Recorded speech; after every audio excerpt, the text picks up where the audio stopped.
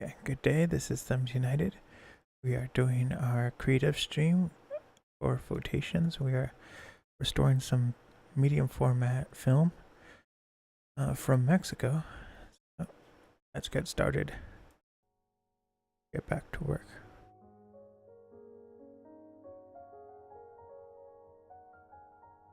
I'll talk about the photograph in a second.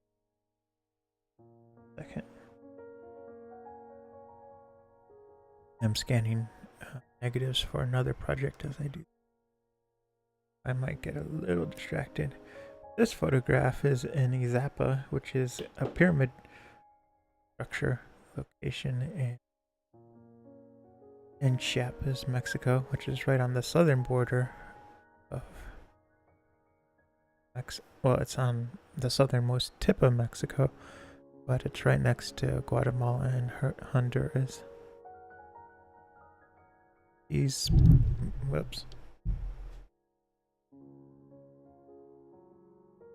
pyramids are they were built by the Mayans, and they're considerably smaller than Teotihuacan.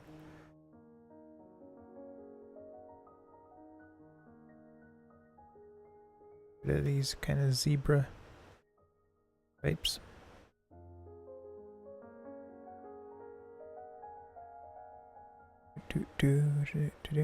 And they're like the average between 10 and 20 feet tall, which Teotihuacan, the pyramids are quite large,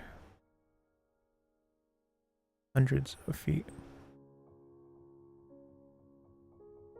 These ones were a lot easier to climb.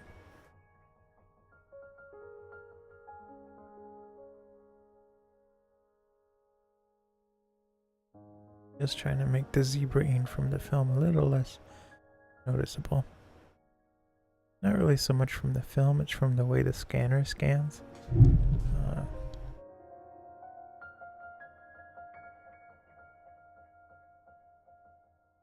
My dog keeps knocking the microphone. It's just aliasing from the negative.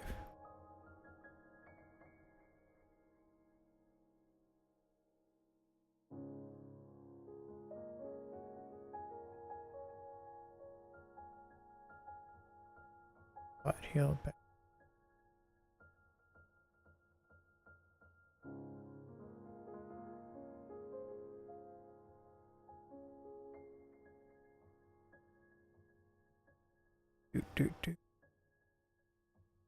So, time for story time with the dreams. And some interesting ones.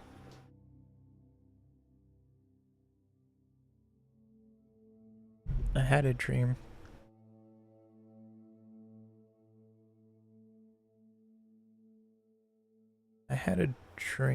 That I was, it wasn't quite that I was Batman, it was like I was writing a Batman script for a movie.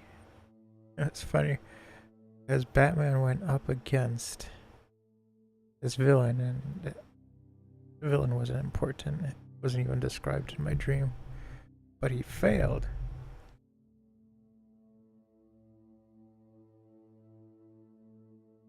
And yeah, he went up against this villain and he failed. And he was injured hard.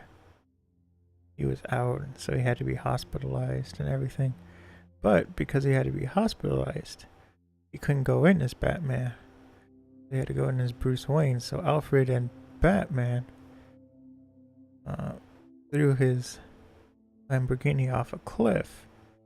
Then Alfred put Batman's kind of broken body in there and then called the police. Everyone thought that Bruce Wayne, was drunk or something and crashed his Lamborghini, when really, in reality, he went up against this supervillain and he was just destroyed. And so then Superman was like, dude, we know you've been depressed. Were you actually like trying to commit suicide? Like you knew you couldn't take on this villain by yourself. Why'd you do it? Batman was like, oh, I wasn't really depressed. But and so then later on in the dream, Batman admits to Superman, he was like, you know, I wasn't trying to die, but this was gonna be my last villain. And then he admitted that, you know, I didn't really give it my all. He was like hoping to retire. So he kind of lost the fight because he wasn't really focused on fighting the villain. I thought that was funny.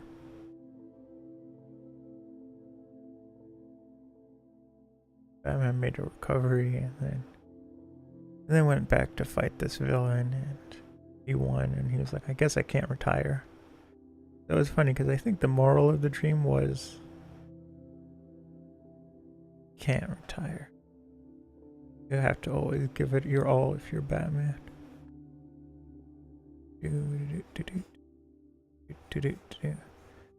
That was the dream. And then my dog, who never howls, was howling this morning.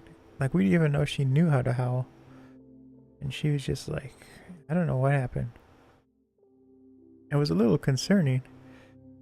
She's acting a little strange, like she's not eating all her food.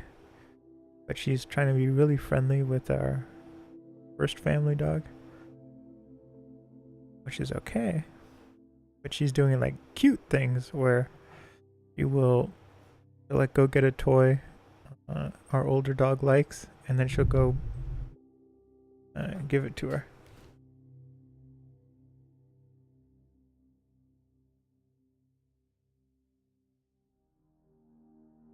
And then I just touched her paw and she jumped 1,000,000,000 feet.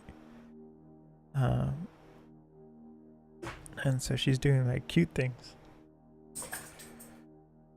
Or she'll like go get a toy from upstairs and then bring it down and give it to the other dog. She's like, I know you like this toy. And the other dog is a little, not having issues, but like her ears will irritate her, so we have these eardrops for her. And so it's just like, it's totally like normal stuff for the breed. And then she's doing this like hacking cough. This is the original family dog. And I was like, oh no. You know, did Beatrice, this original family dog, is she like really sick and the other dog is telling me to like come help or something? I was like, no, she's probably just hungry. I tried to go back to sleep, but it didn't work, so I was able to wake up a little earlier.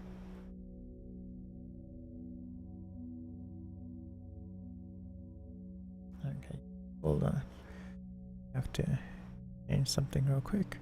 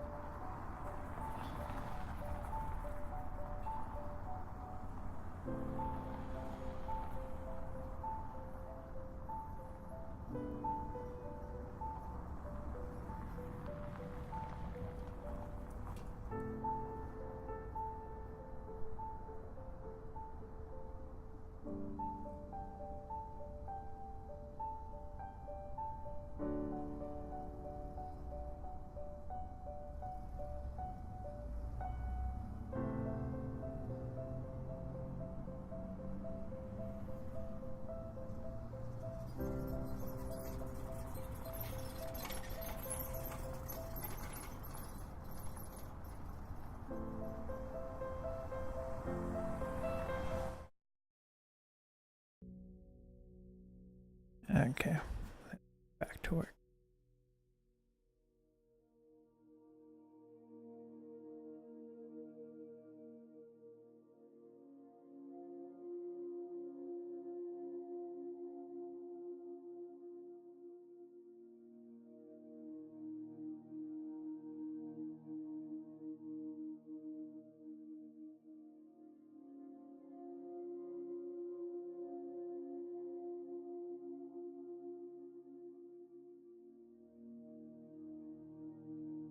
Good to do. A lot of zebra.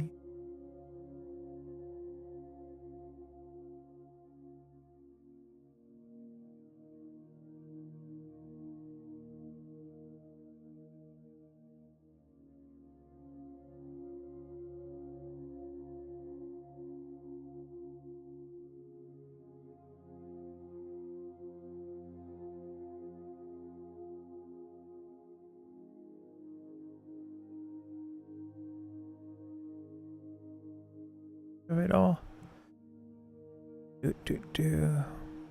I feel so much better. My room is like really getting organized. Pretty good. I don't know, I feel like when it's like really clean, it's sleep better at night and everything, and it's all organized. And there's a couple closets outside my room that I have to clean up a little bit more. But other than that, everything's virtually done. I just have to vacuum.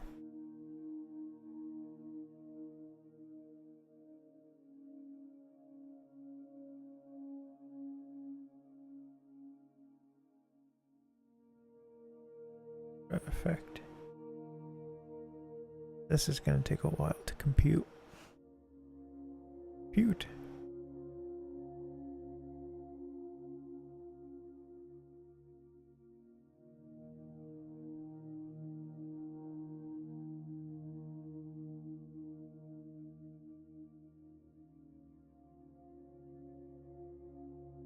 Let's see, what else is there? Negatives. Finally was able to copy those files from the one hard drive to the next. Turns out it was a thread problem. That's the thing that kind of sucks about Windows, is their file system is broken. Like if it has trouble copying one file from one hard drive to the next, even if it's not, you know, a file going from your C drive or your boot drive, if it's two external drives and it comes to a problem copying that file. Oh, hold on.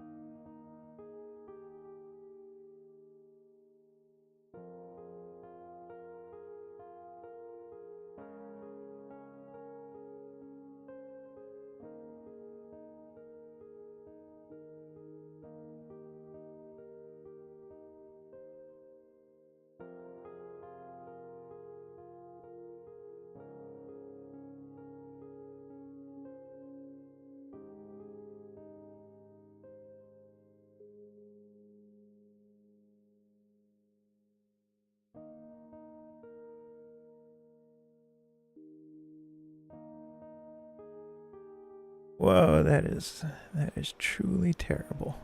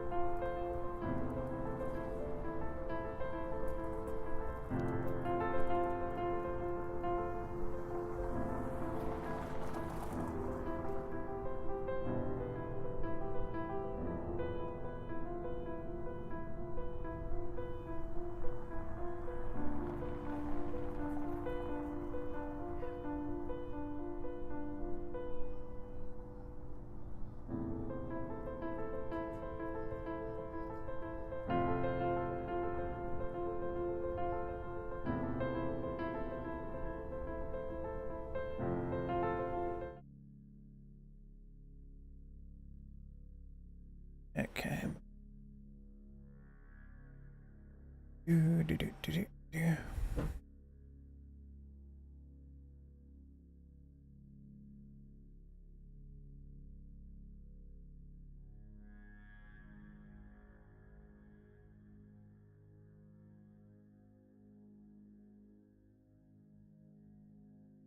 Huge mistake. Wow. Tell it to do it again.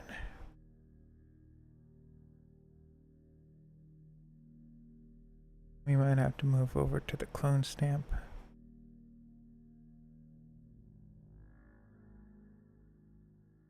I let my dogs out earlier today, but the one was like, I don't want to go out. I'm just gonna continue napping. And I was like, please go out.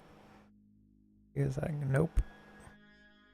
And now she was like, I gotta go to the restroom. And I was like, I told you you should have gone out.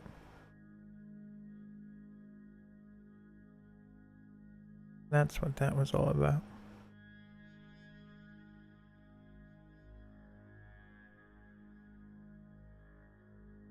It's still loading.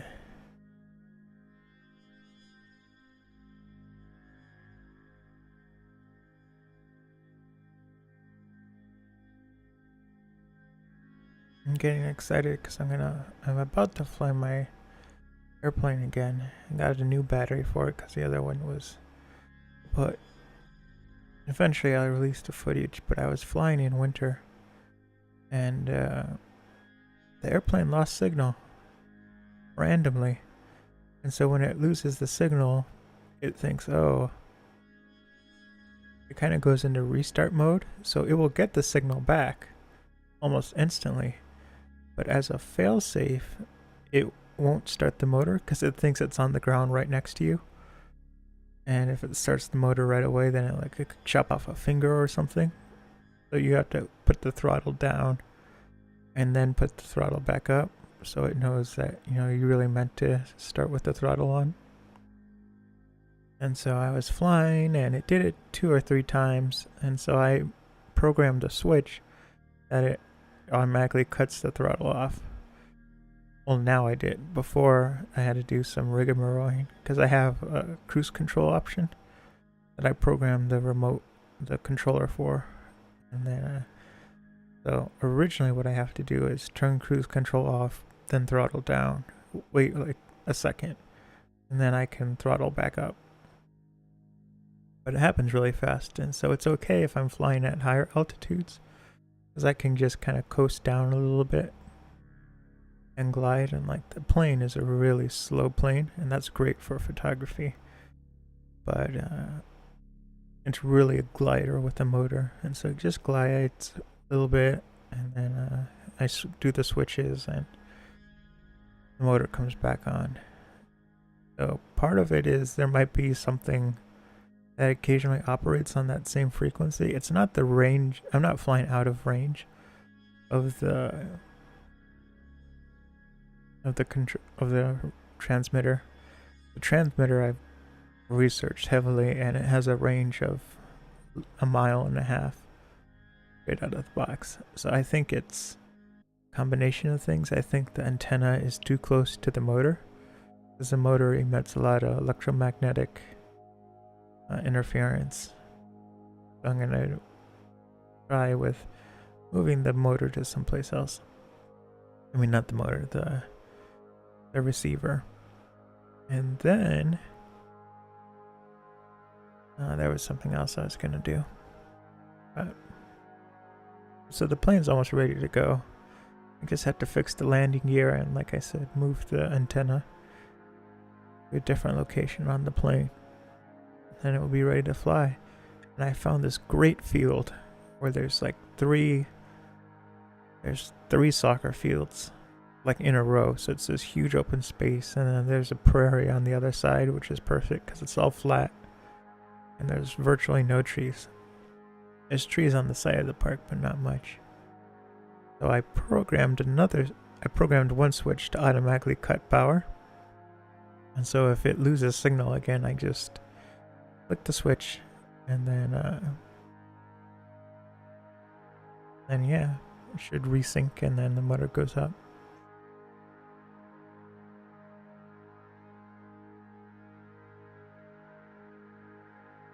But if it works, if it flies well without losing signal, then that will be great because I can use cruise control more often. But if it doesn't work, then I have to fly with the manual throttle and just no cruise control. What's nice about the cruise control is that it's a constant throttle. It's actually a range. So it takes the throttle from being 100% or off. Well, 100% down to, you have the range of 100 to 0. Changes it so it goes from 30% throttle to like 55% throttle. But what's nice is it's nice consistent flying. It drains the battery in a reliable, slow way. And so it's like guaranteed flight time of 20 minutes. Where before, if you like throttle up for the whole flight, then you have like 10 minutes of flight. And if you throttle down to like 10%, then you could have like anywhere from 30 to 40. But with the cruise control range, and it consistently gets 20 minutes. So that's nice. It actually gets 40 minutes, but for safety, I only fly for 20 minutes.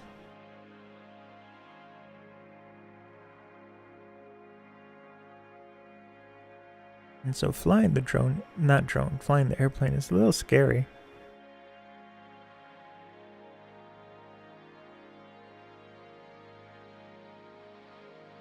But I keep telling myself, because each time it feels like a new time flying. But I have to like remember that I actually fly a lot. Nothing bad's gonna happen. But going back to that story about the one park, so I was flying high altitude, not that high, within the range you're legally allowed to fly. And I was coming over some trees to get this shot. And I thought I was on one side of the tree. I was flying over it, so I thought, oh, well. And then if something happens, like I knew something could happen while I was flying over the tree. These are really tall trees. And I was like, okay, I'll just fly towards me if the plane, loses power. So, of course it loses power right when I suspected it would, right at the worst point. And so I turned the drone to fly towards me, just glide towards me, and boom, it lands in the tree, like right at the top of the tree. And I was like, seriously? And so what happened was I was actually on the far side of the tree, but because it was higher than the tree, it looked like it was on the side of the tree closer to me. So the irony is, if I would have just glided straight, I would have missed the tree and then came around. So trees are not your friend. Never fly towards a tree. Okay, this is taking too long. We are going to do the clone stamp, and then we're going to do a spot here.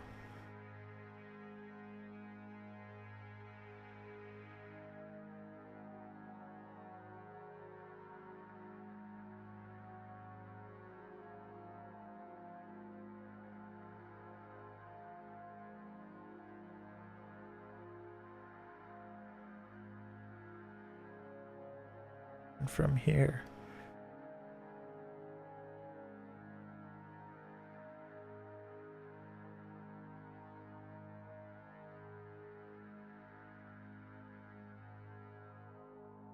isn't that huge spot he did? Not very nice.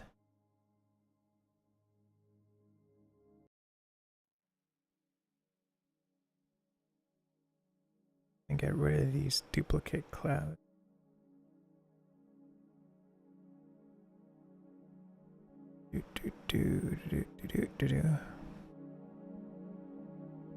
As originally it was.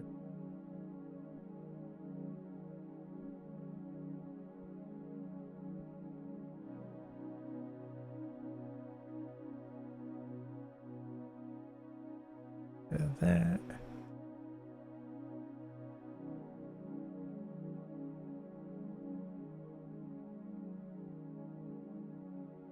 Oh, that's kind of...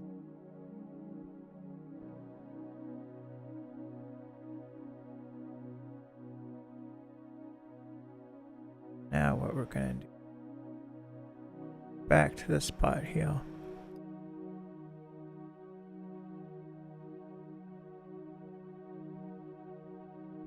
Spot heel is just gonna give us some texture back.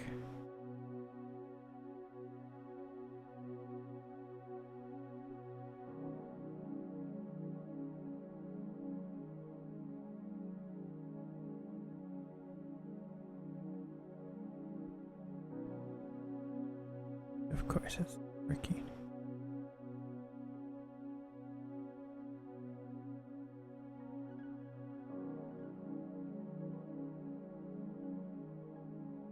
Here, let's save it.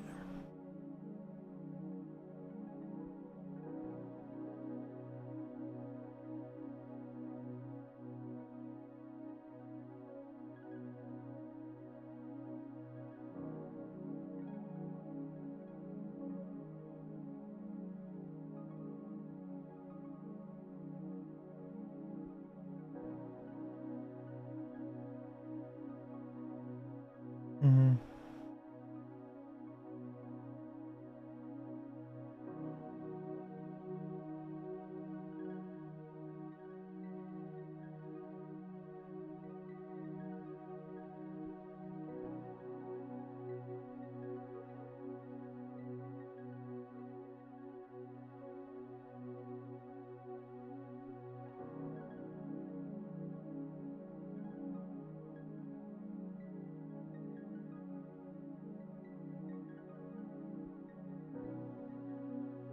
Having trouble.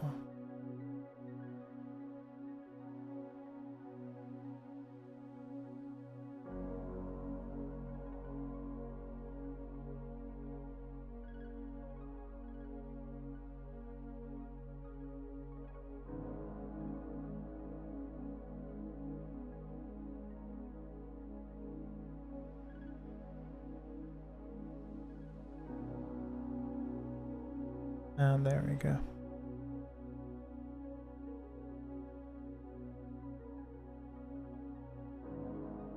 Okay. Back in business.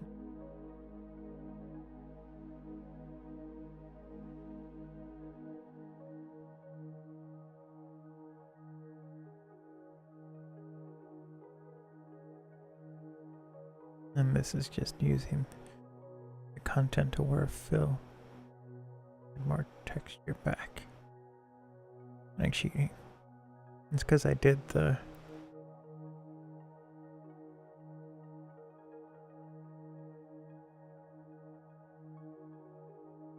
It's because I did kind of a quick job with the clone stamp. I'm trying to add more variation back in.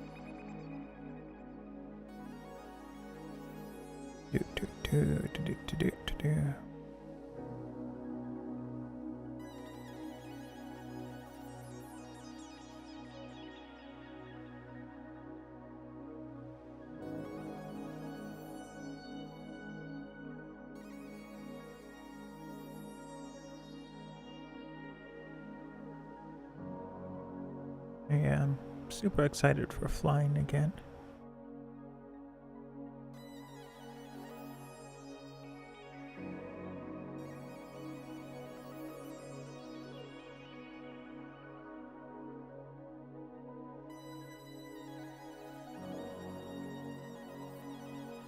This is kind of a problem image.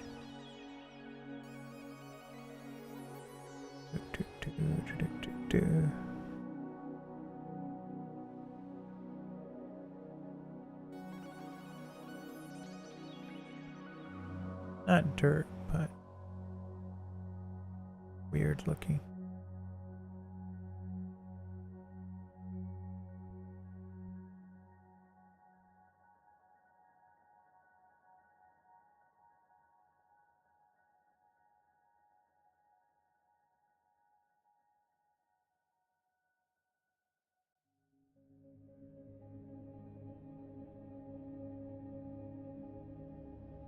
And the reason why it's taking so long is this is a large file. It's 1.2 gigabytes huge in file size, and it's 210 megapixels.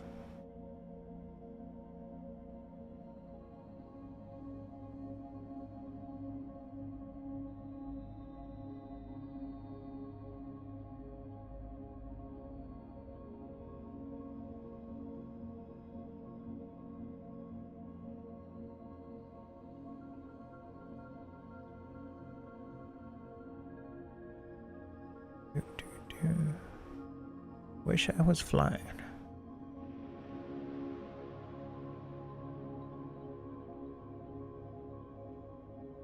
Yeah, let's go back over here.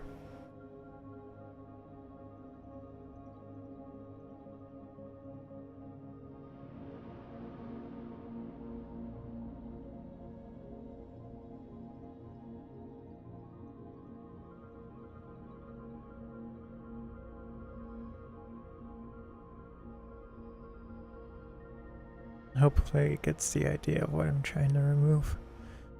I'll actually take it all away. Take it away!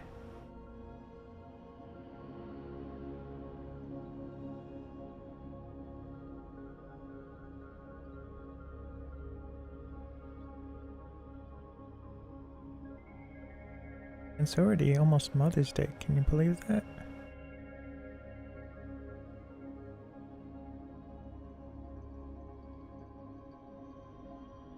I have a framed picture I'm going to give my mom, but I'm not sure which picture to give quite yet.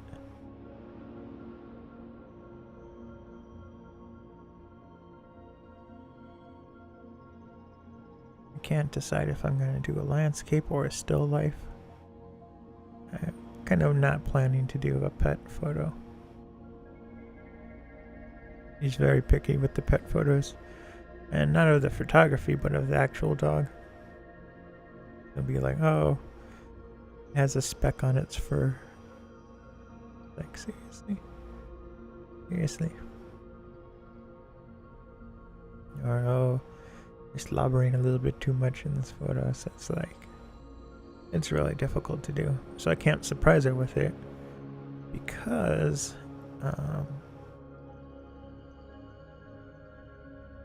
can't surprise her with it because I need her to help me take the photos with the dogs.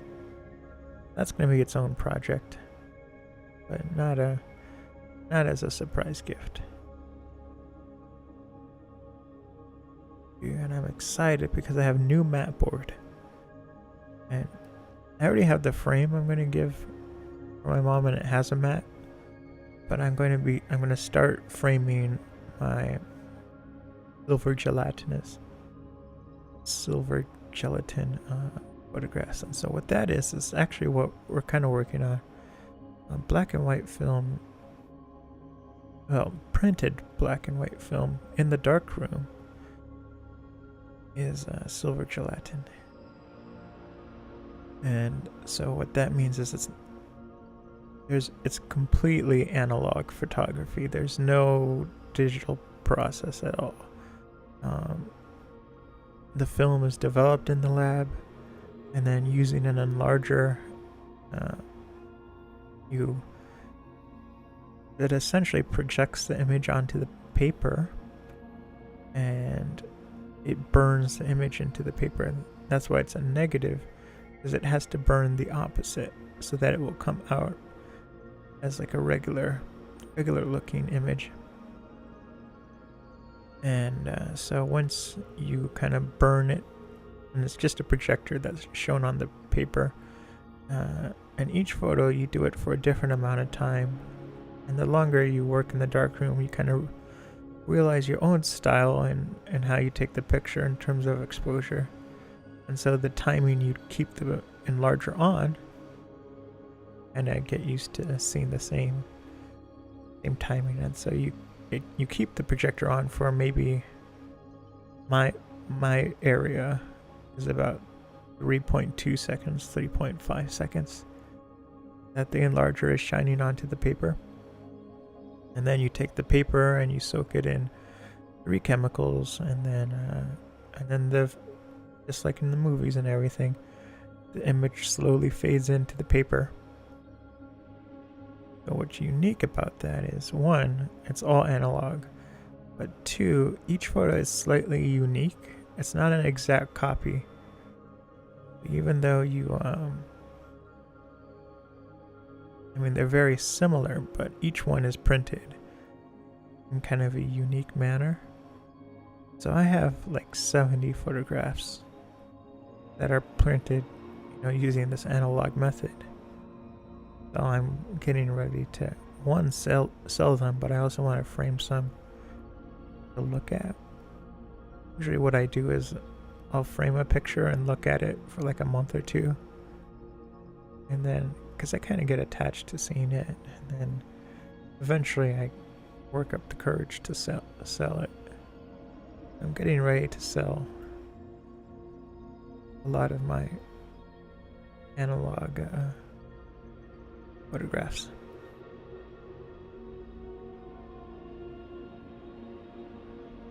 Yeah, I will be right back.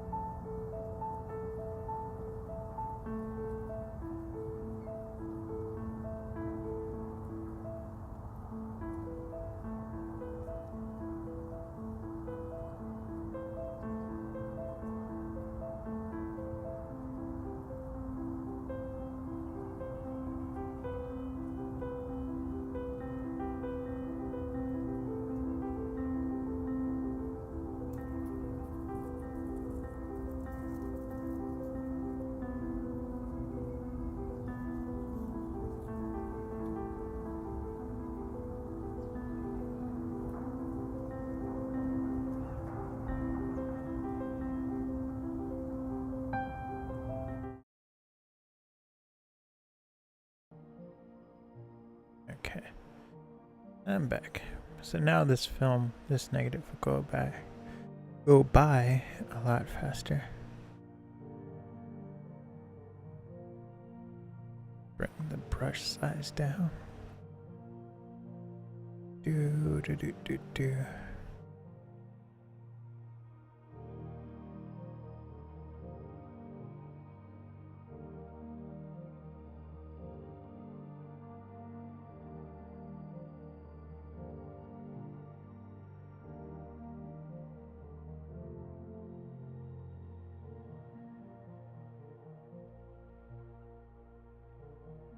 I think I went too far down.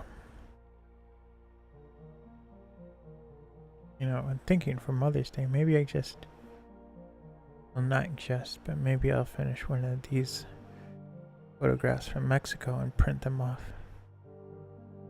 Because this is a trip we went together. It was part of a family reunion. My family is from Germany, but they left Germany to start a coffee plantation in Mexico, and that's how they ended up in Chiapas. And actually, a lot of people from Germany came over to Mexico and actually started several German colonies. And it was a big deal kind of for the Germans because they created these kind of colonies, and there's one still in Mexico, one area called New Germany. Spanish it's called like New, can't say, it's like Almia, the Spanish for German, well, for Germany. And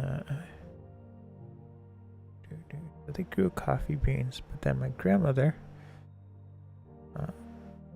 was born in Mexico, but still they had special schools for the Germans, where German was actually her first language.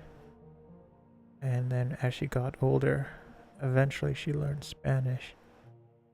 Then she married my grandfather, a little too young, to be honest. I mean, they got married at 18.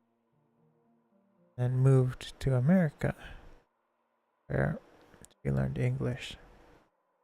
So she speaks 3 languages. But she was really intent on my mom only speaking English.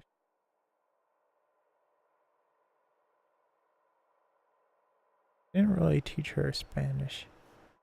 My mom's other siblings spent a little time living in Mexico. My grandfather and grandmother tried to open a hotel. It did okay, but there was a couple of like hurricane events. They weren't able to keep it going. So during that, they lived in Mexico with my mom's other siblings. But my mom was born 10 years after the last sibling. It was kind of a surprise.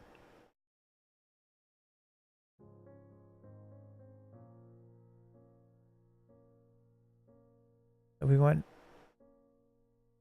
and that's why we went to Chiapas. We kind of wanted to see what it looked like, and we had a small family reunion with extended family in Mexico. So that's why I'm thinking maybe I'll give one of these prints to my mother.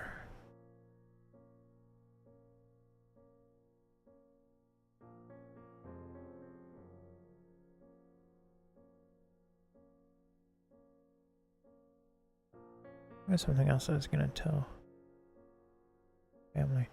Oh, so my mom is German, but my dad is African American. So everyone, when they see me, well, it's funny because my sisters are, well, in high school, my art teacher was like, "Oh, I love your family. You guys are like the shade, what's it called?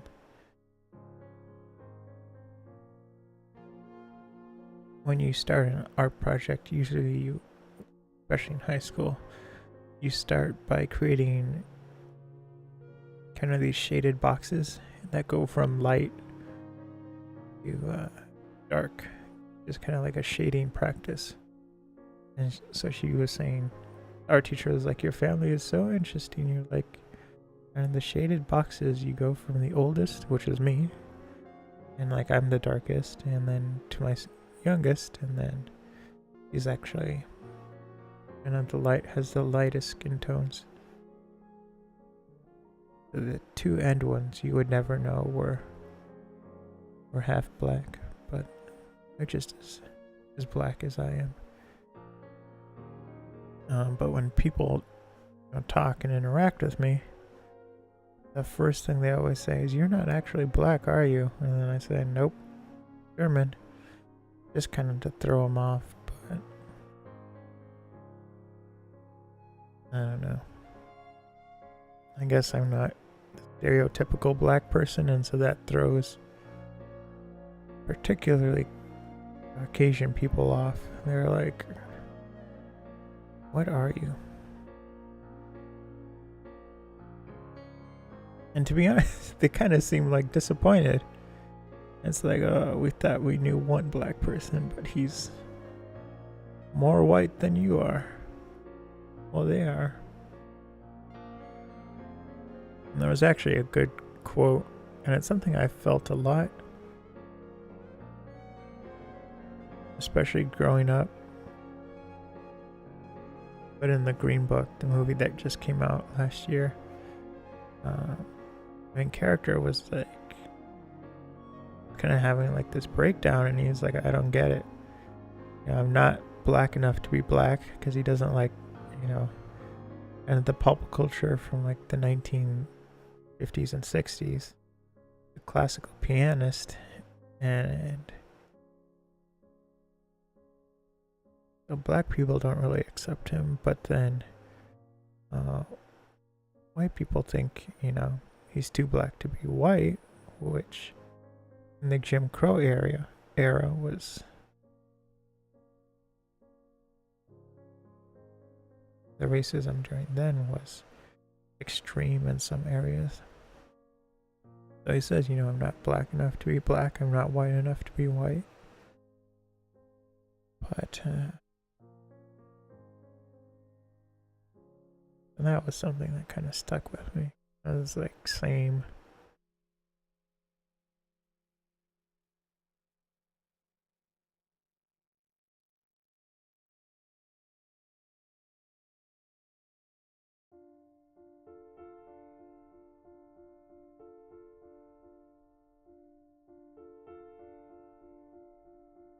Yeah, but I kind of, people always do ask what I am, and so I kind of, one, I feel like it's nobody's business, but then I always say, I'm German. And they're like, what? And do the double take. Yeah, but I'm half black too.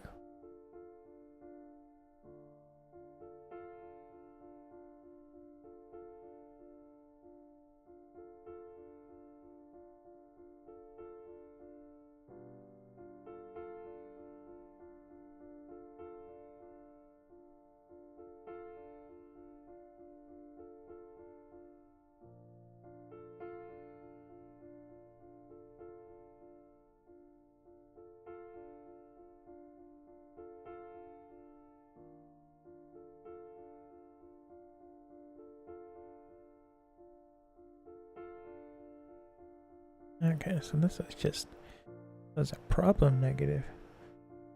I've literally been working on this negative for an hour, which is highly irregular, and it was mostly just working on that top half. Well, that top right corner. Do.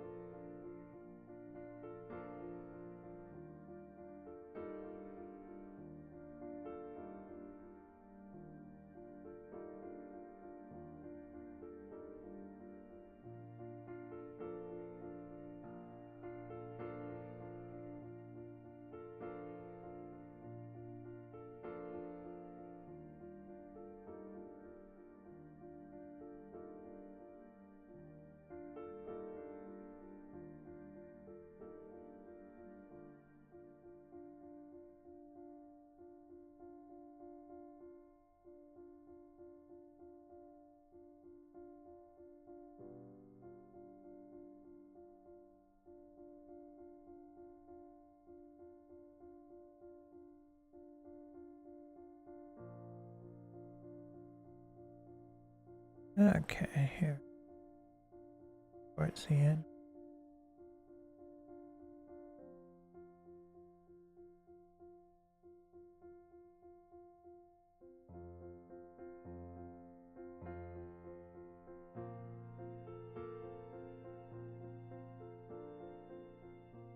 At the end of the stream, but end of this negative.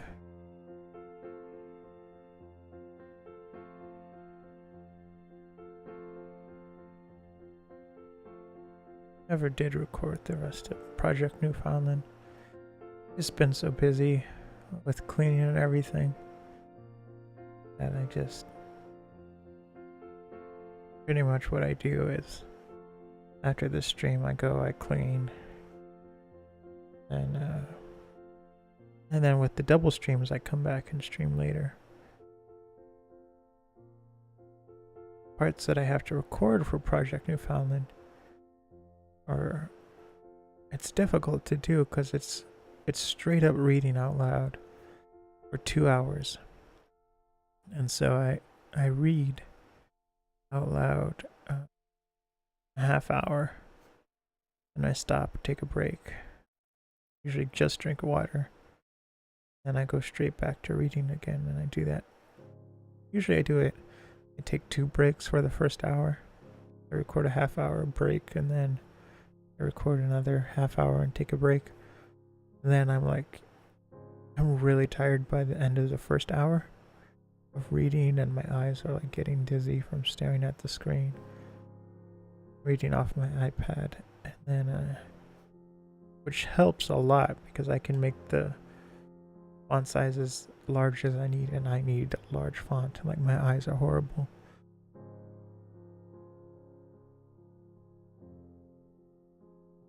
Okay, got the next one, but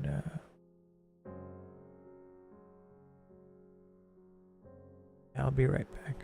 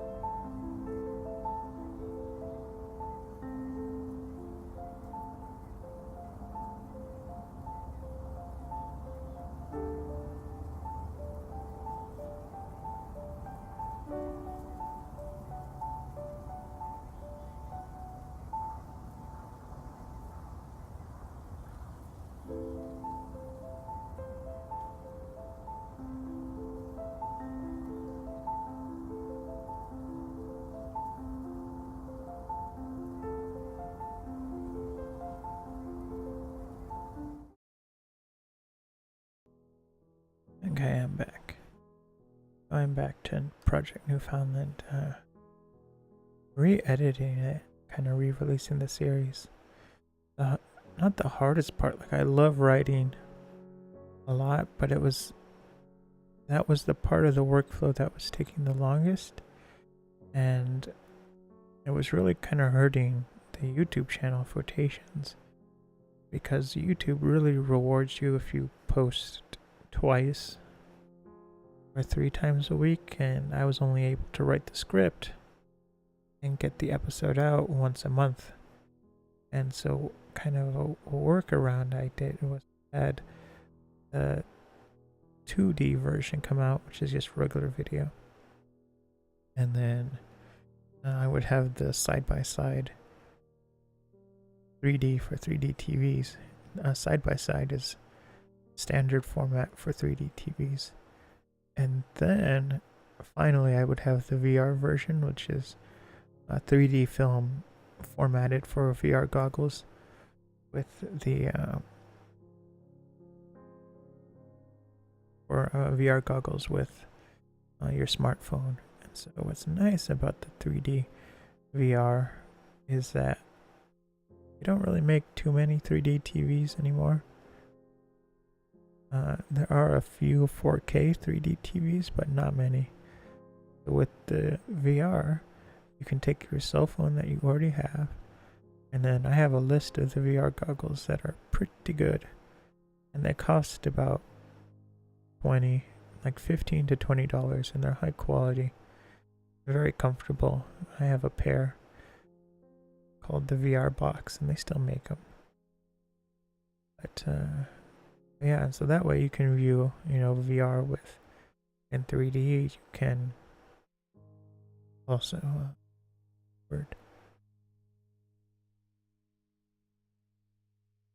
you watch like 360 videos or 180 videos, and I highly recommend it.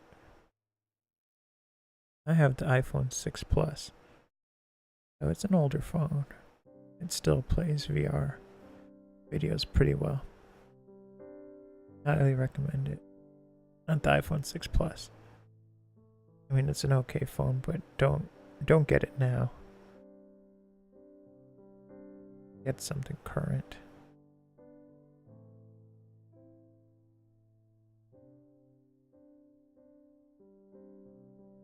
Do.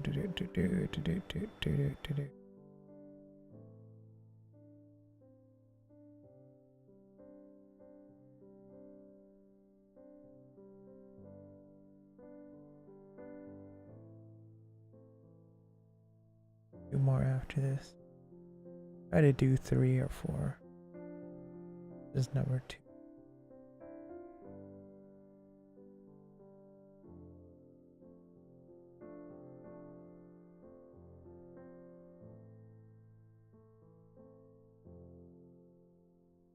I have that much work I have to do after this. I just have to vacuum and do the dishes.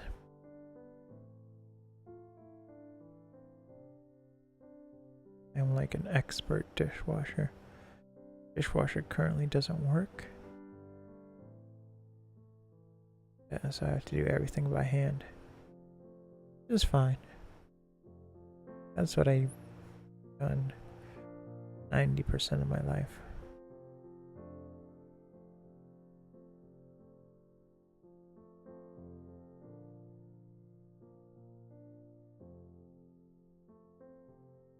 I gotta scratch it.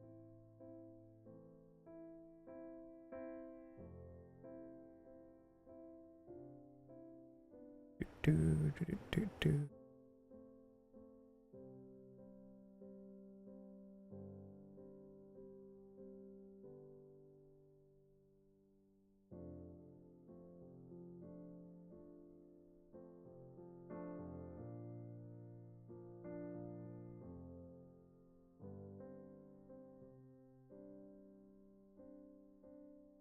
Anomalies.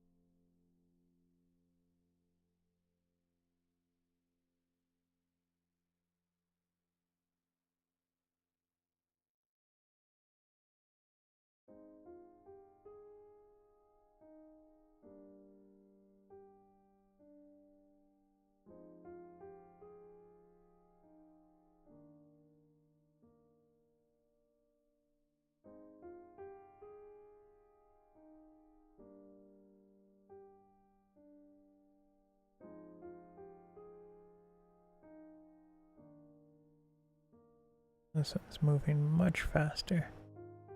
Much faster. Oh, so going back to Project Newfoundland, I was kind of restructuring it to be more of a visual audio book. So I'm going to be re-editing like the whole thing. Not going to be as hard as you think. Before, what I did was I had it divided into episodes based on location. I still have that, and so I've exported all the episodes, and then I'm going to cut the episodes into different sections. You don't have to reanimate or anything, or recolor grade.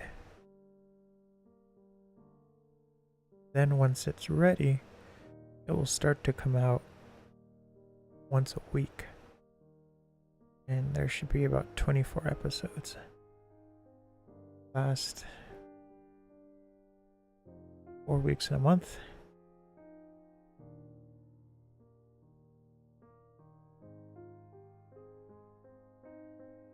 It goes into 12 3 times. That's like 6 months. We've seen once a... So what the plan is, like, it's just an example. Well, first it's going to come to Patreon. All versions. The 3D, the VR, and the 2D. That will come to Patreon a week before releases, and then the next week it comes to YouTube publicly. It'll be like the 2D version, and then Wednesday, let's say the 2D version will come out on Monday, and then on Wednesday the 3D and VR version will come out. Right now on Photation's Project Park is coming out. It's a series I edited entirely live on Twitch. That one kind of started off the visual audiobooks with short stories while traveling around this park in Pennsylvania. And yeah, it's kind of popular. I don't promote it, I just let it post by itself when people are watching it, so that's good.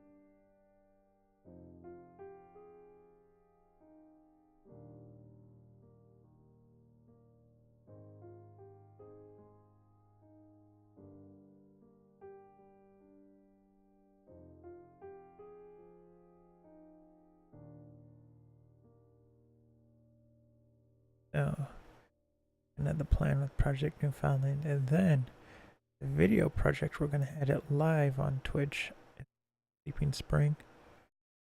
That's all digital work. Digital DSLR shot in RAW,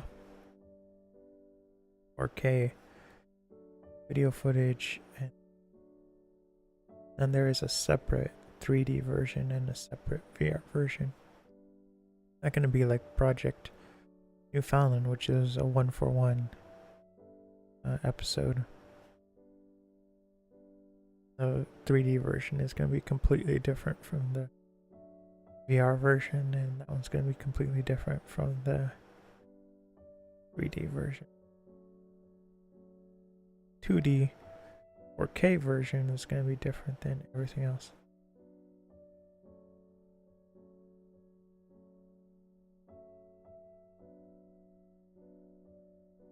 Project Park is going to be the first in like 3 months. The VR version is going to come out, and it's going to be the first 180-degree or VR with head tracking video that Photation releases. Very excited for that. I've been testing it for a while.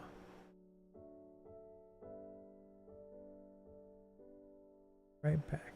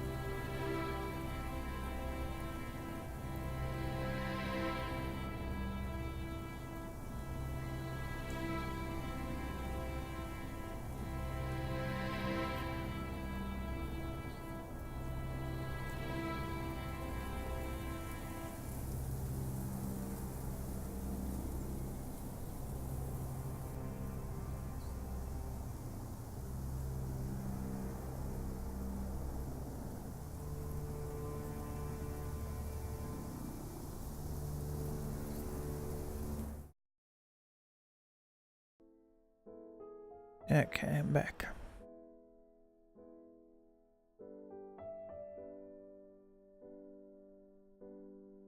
Quick.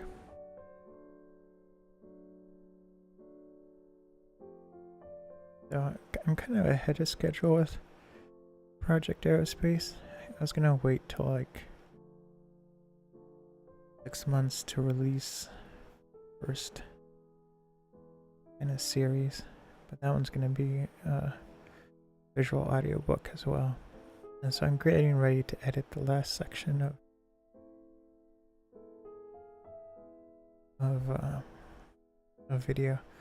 This is why I'm, taking so much time working with hard drives and everything, because I'm trying to set up the project for render.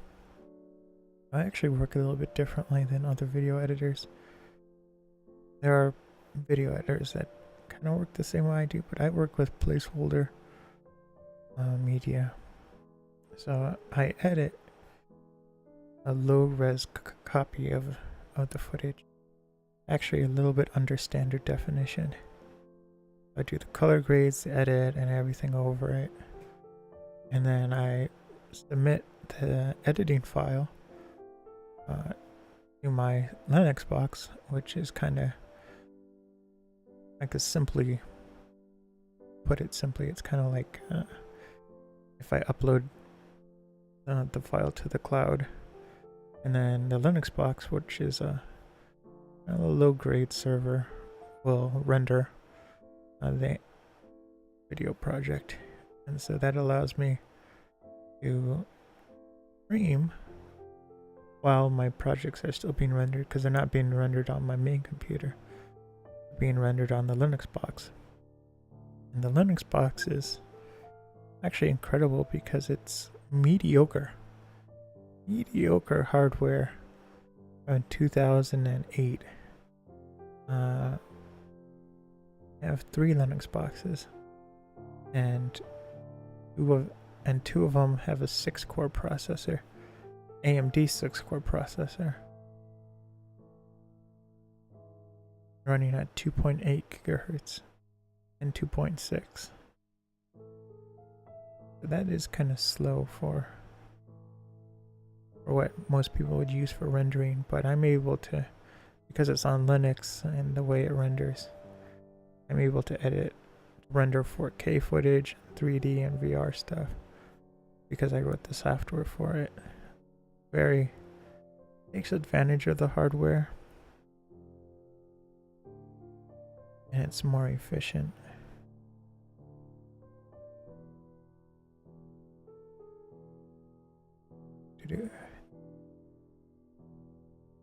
So that's how I edit.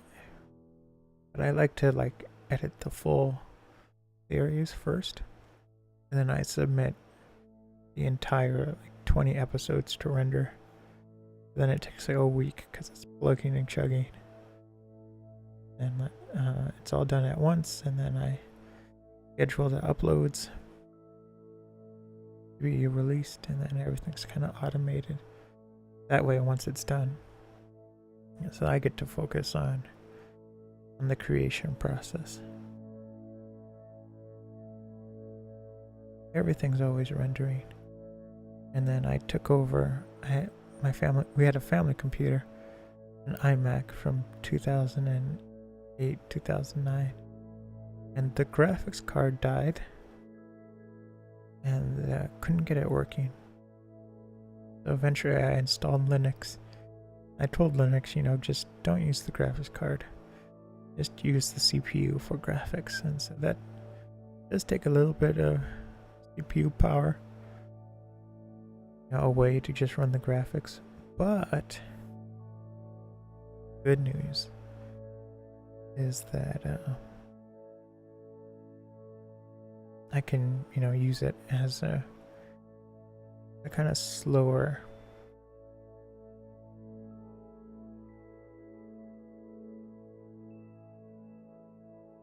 Linux box. It is only a 2 gigahertz dual core, not even an i5 or an i3. It's a Core 2 Duo, and I have that rendering things for daily animation. And then when I'm not working on my Windows computer, I have that rendering another scene from daily animation. And daily animation is a series where I make kind of animation scenes. Animation like kind of Pixar films, 3D renders and everything. But they're kind of cartoonish but photorealistic. That's actually going to be coming back, and I'm going to be coming back to Twitter under the Thumbs United Twitter account, and we'll also be coming back to the blog. So, a lot of plans. Trying to get my web content coming out more regularly, kind of into the public.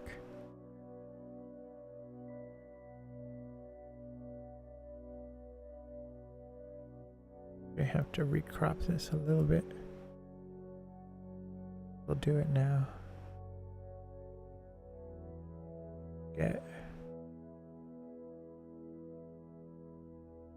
Gonna take a while to crop. Okay, we're done with this one. Save it. I'll be right back again.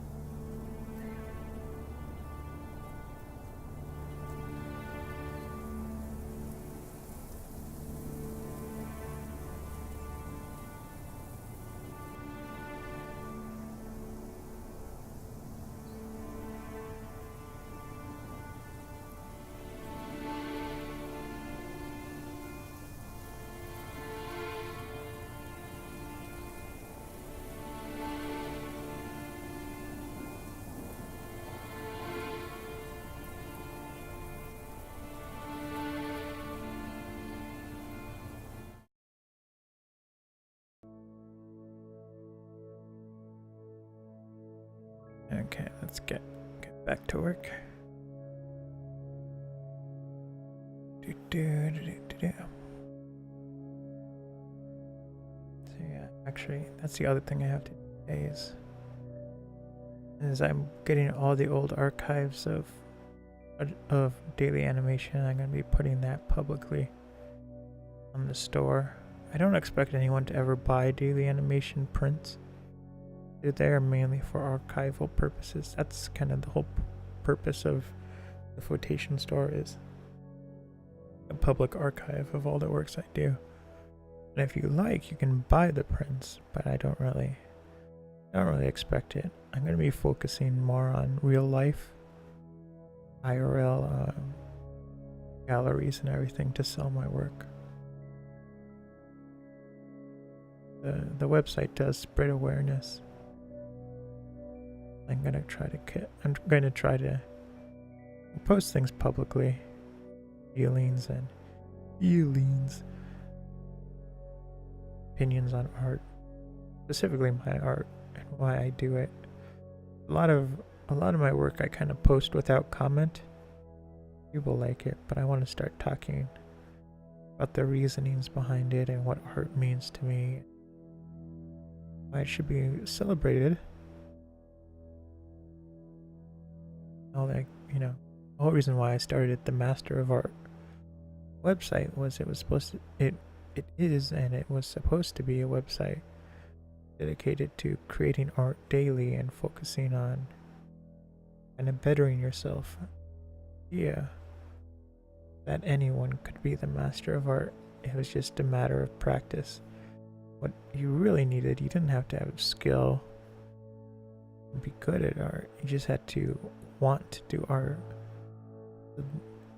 As long as you want to do and you actually do it, then you will become master. Even if you never really get satisfied with your skills, you are practicing and developing a style. Eventually, you'll be, the best at your own style. Don't really focus on doing what other people do. Focus on what, excites you. I'm gonna start publicly talking about that. I am working on these speed edits, and so that's where I'm gonna talk about stuff. Process.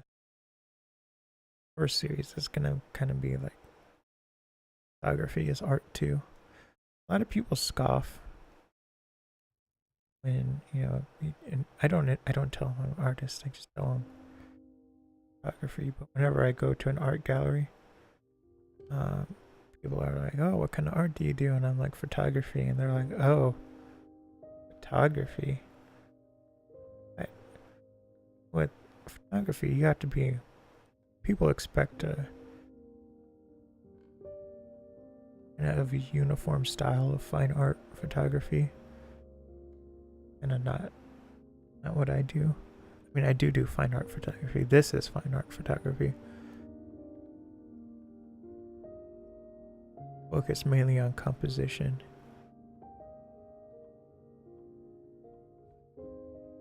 And I do have kind of a unique style of composition. People usually like to do wide angles and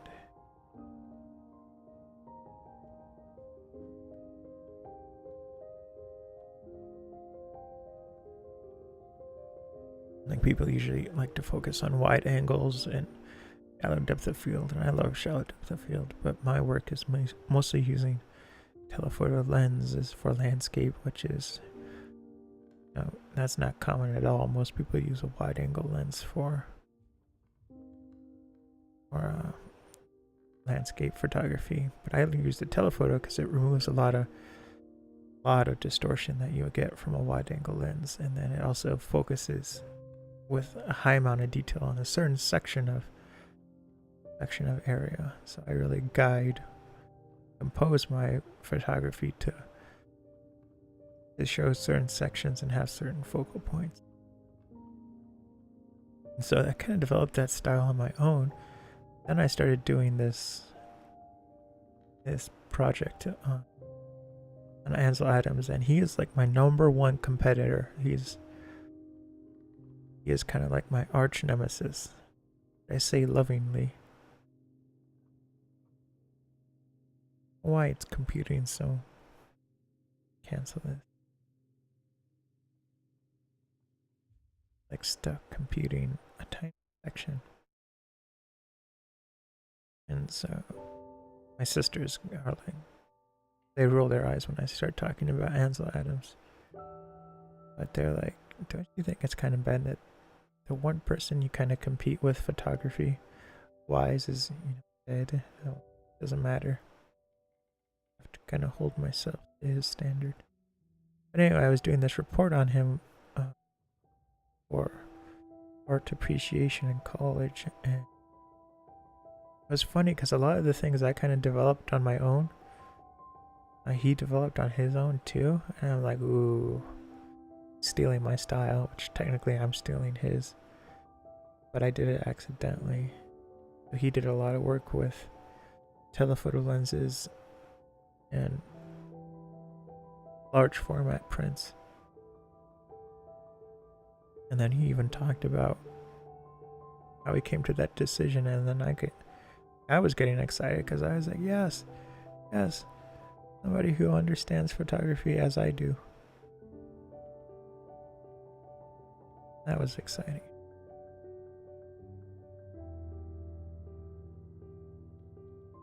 And then my indie films, they're a little bit like Ken Burns, where they have the animated transition in and out, and making the photo more kinetic. Kind of where I'm different is kind of like a combination of The more I look around, it's kind of a combination of an Andy Warhol film and Burns films, where I have the photograph animating for like 30 seconds.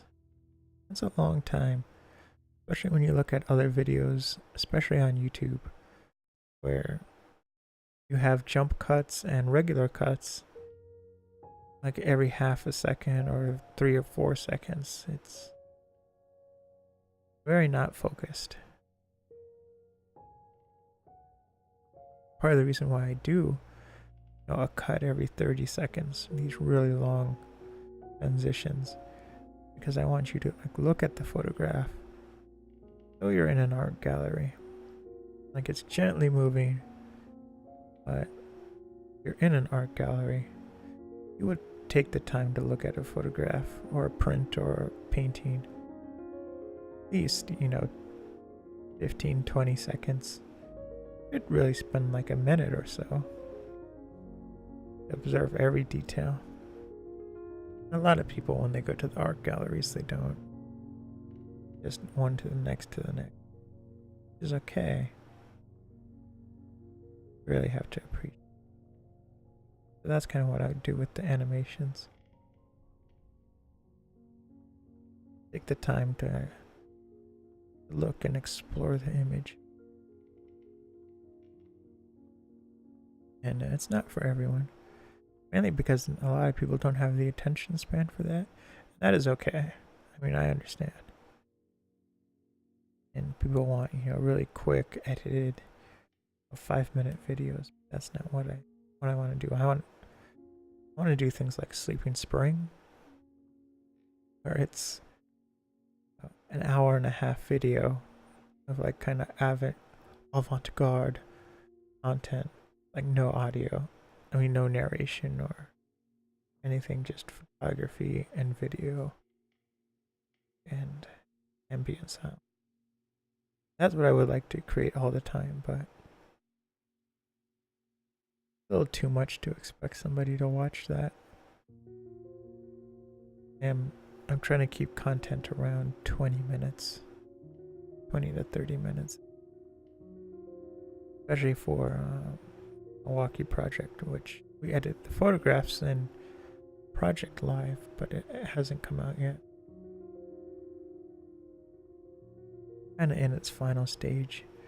I'm doing a test render of the 3D content, and if that all turns out well, then we'll edit, do the color grades really quickly. That's just for the 3D and the VR.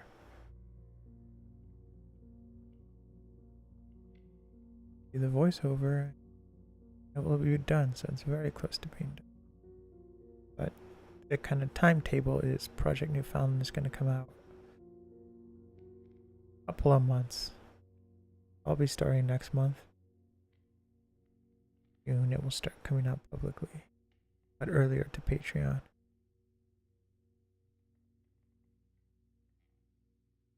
The Milwaukee project will probably come out. Hopefully, fingers crossed. And once the Milwaukee edit's done, we'll be going back the New York project.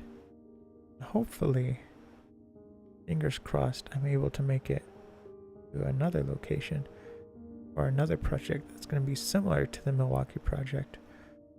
Going to Denver, Colorado.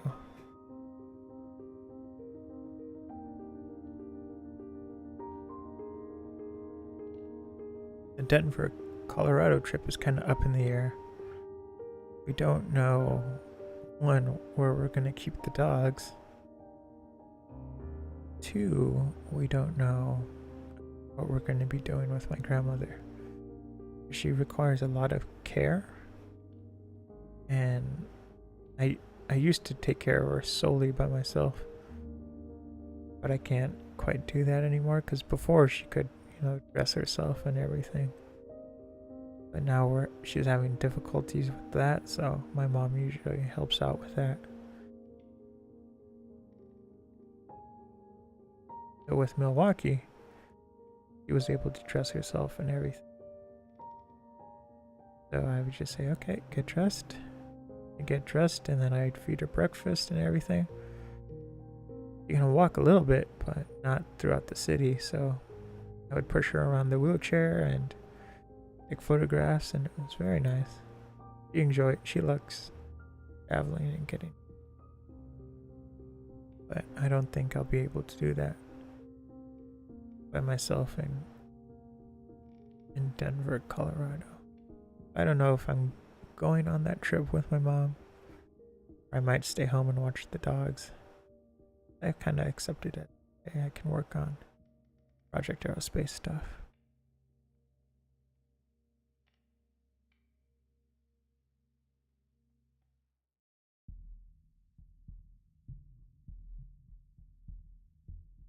This photograph. A while. Yeah.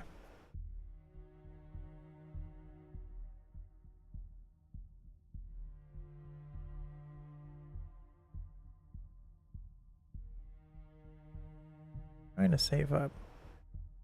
Go to England. Fingers crossed that works out. Get my passport. Been on the to-do list for a while.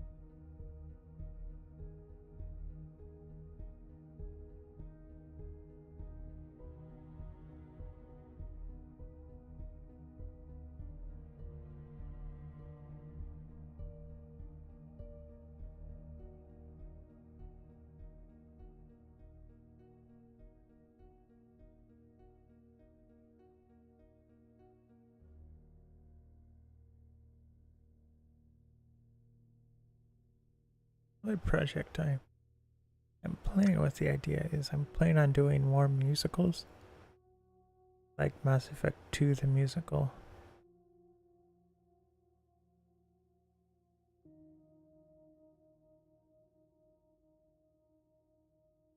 I'd start editing. Cool. That Let's Play, and we'll turn it into kind of the musical format. Then maybe do a GTA 5 the musical. I already have the game captured for both.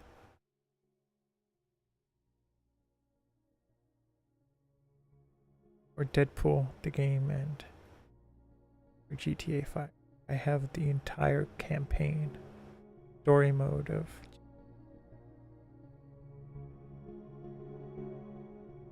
Then maybe I'll do a.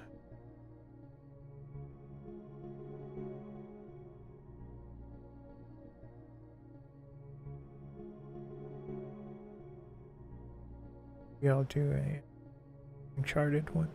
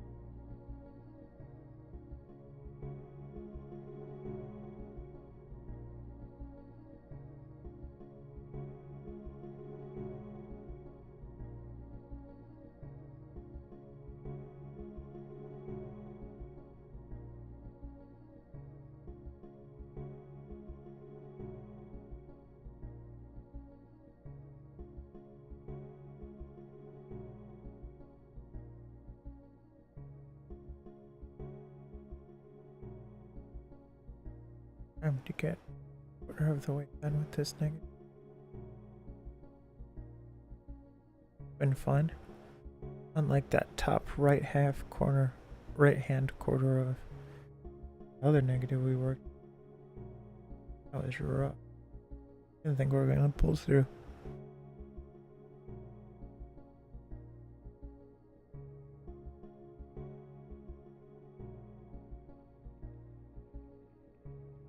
Glance a little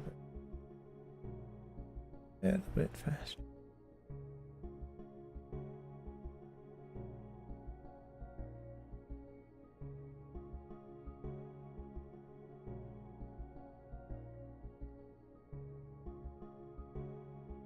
I think after we finish the next one, well, color grade, not color grade, but what is that?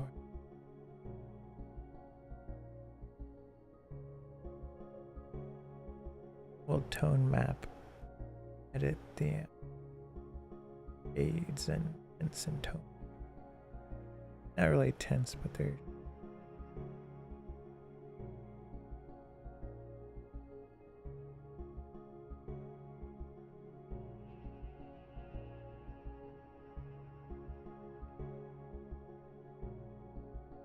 break.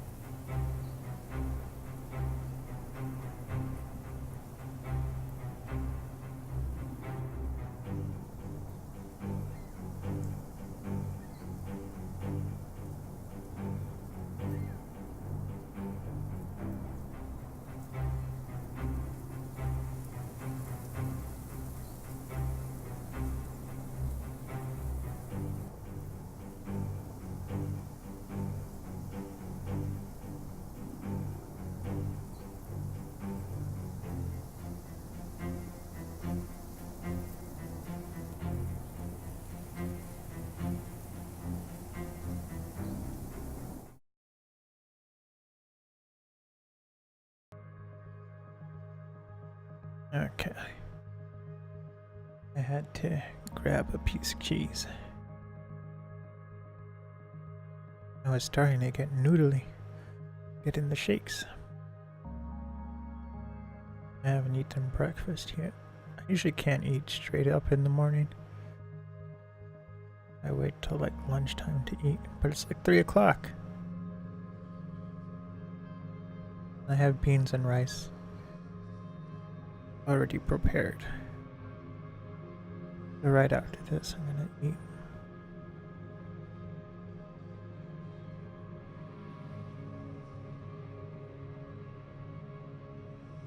And it's lagging. Photoshop be lagging.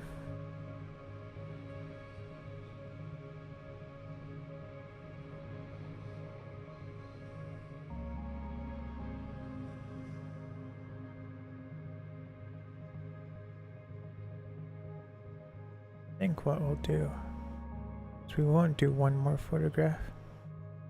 We will color grade right after this. Right after this. Because we already have like 5 or 6. And that way I can post this to the photograph right after the stream.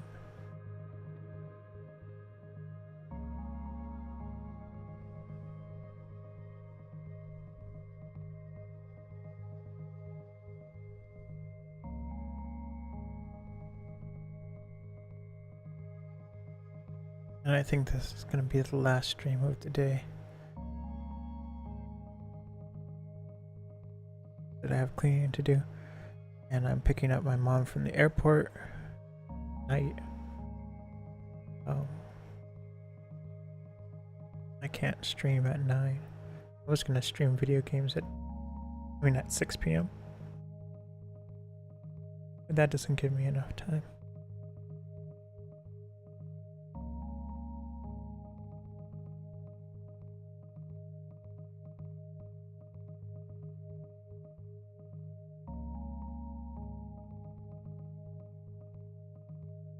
Hopefully it goes a little faster.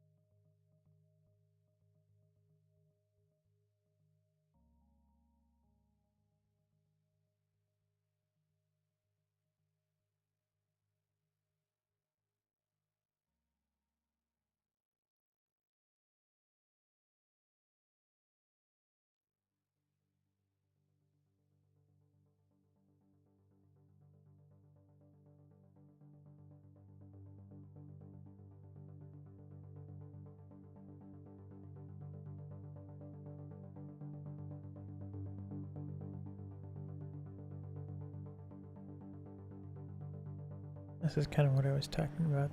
The next set of negatives. Next 47 are a little bit not worse quality, but there's more restoration that has to be done. The scanner was a little bit more dirty than I thought.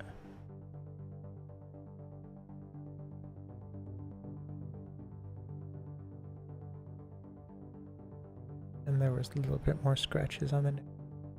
They're not old, they're only like 10 years old. Actually 9 years, they're gonna turn 10 soon. But I took these photos when I was 19. Wasn't the best at storing them. I mean, I had them in their film sheets and everything and archivally stored. But they did get kind of dusty and a little bit scratched up during a different scanning process. Kind of fixing a lot of things.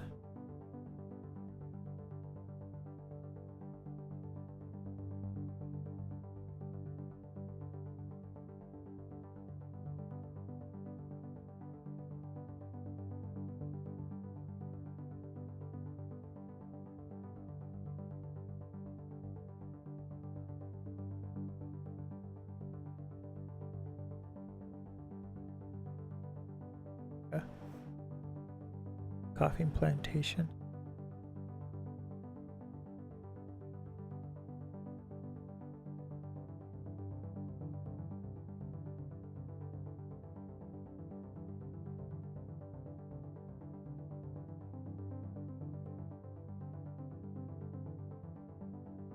Done.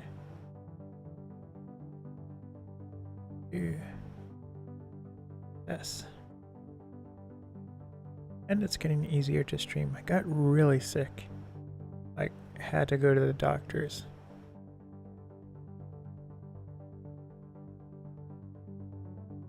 Like I was sick the whole month.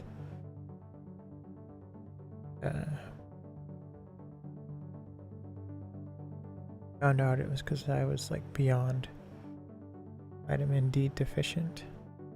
I was generating no vitamin D. My body was really out of whack. I was beyond nauseous. Felt like the world was doing barrel rolls, and I didn't want to throw up, but it was really difficult concentrating, and like I could not sit in front of a computer. I had these huge hot flashes where I would just go up 1,000,000,000 degrees. This was in winter, and so it's cold in the house, and I'd have to go outside, just a t-shirt to cool off. So it's like -2 or -4 degrees. It was still too hot. It was really strange because the hot flashes were extremely reliable, and they would come exactly at like 11 p.m. It didn't matter what I do. It was like, oh, it's 11, I'm having a hot flash.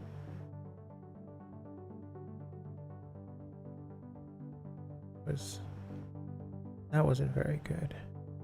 I got better, but ever since I got better, I haven't been able, for whatever reason, to stream longer than an hour and a half. It's just been very difficult for me to find the time to stream for an hour and a half and then actually, sit all the way through. That's why I'm taking breaks a little bit more. Mainly to like use the restroom more, to get water. Because before it was like, when I would do the 2 or 3 hour streams, I would sit there the entire time. And it was rare that I got up. Now I do that more. And it's helped having the be right back videos. I think you can still be like entertained. You're not entertained. Ooh.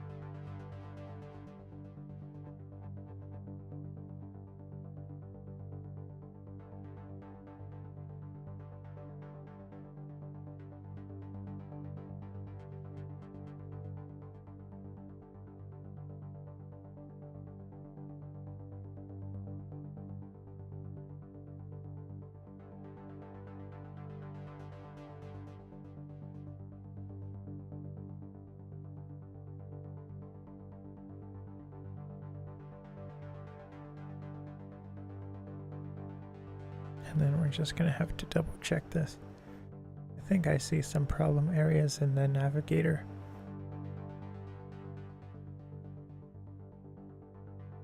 There.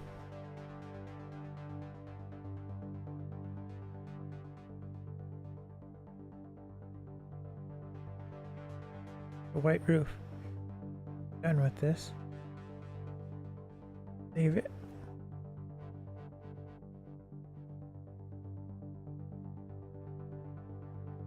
Tablet.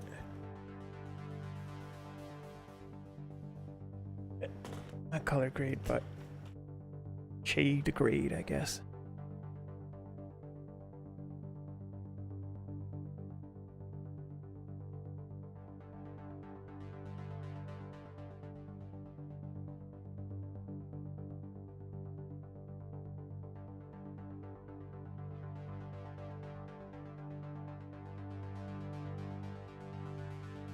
Have 5 to do. Gonna take a while to load.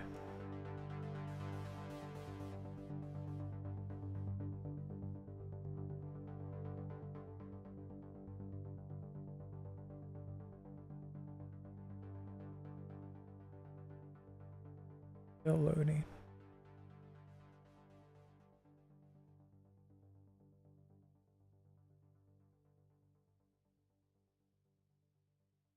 They're large files. They're about 210 megapixels, but the file size is between 1.2 gigabytes and 1.5 gigabytes. Really big, especially for a black and white photo. It allows us to really preserve all the detail and the negatives.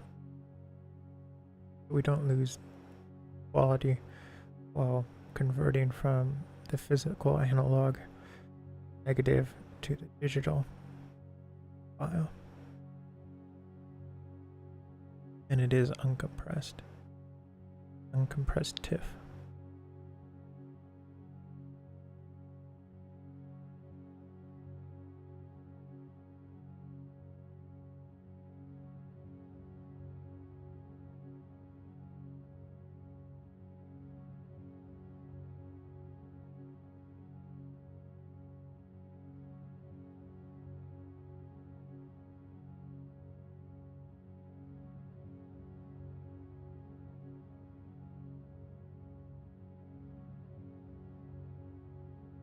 And this is going to be the last stream of the day. Tomorrow, we'll do a creative one. I don't know if in the morning, I'll have to check the weather. If the weather's really bad, then I can't go to work.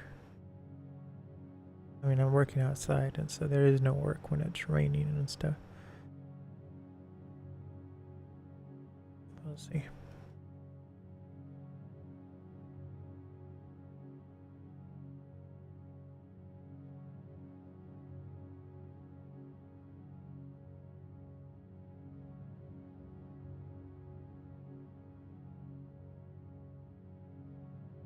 Is the weather?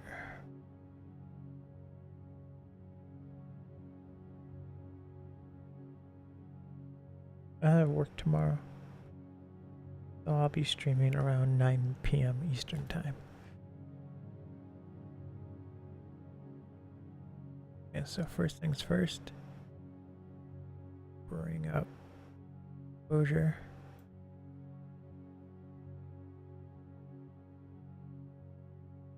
Erase the dark point so it never goes to completely black. Helps preserve how film really looks live. But we're gonna make the darks extra dark. Then we're gonna push the bright things to be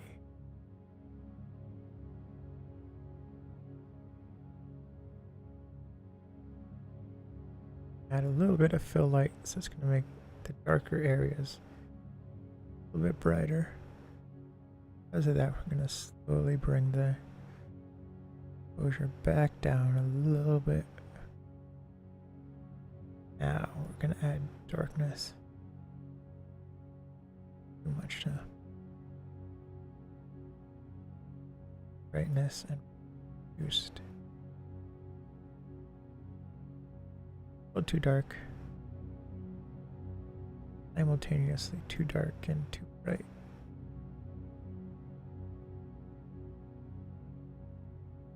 That one's done.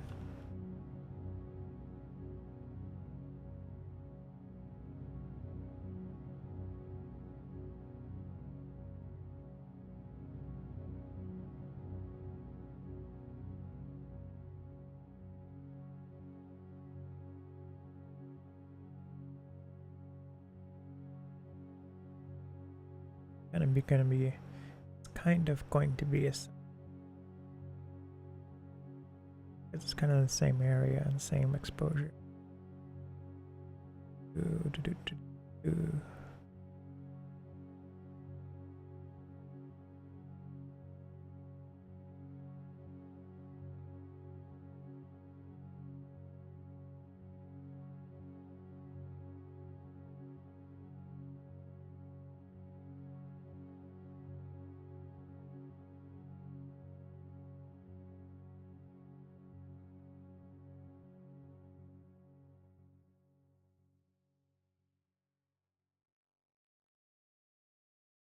Still loading.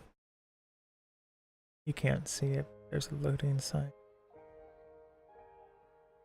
So it's best to wait till it completely loads and so it doesn't crash. Because with Lightroom you can do a little bit of editing before it fully loads the file. But when it's really huge files, it will crash.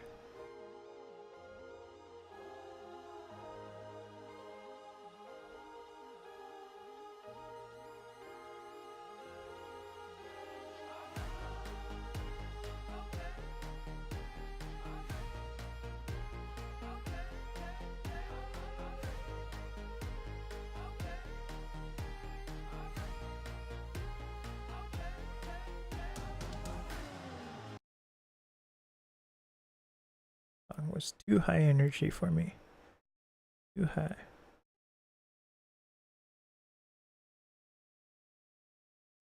Still waiting for it to load.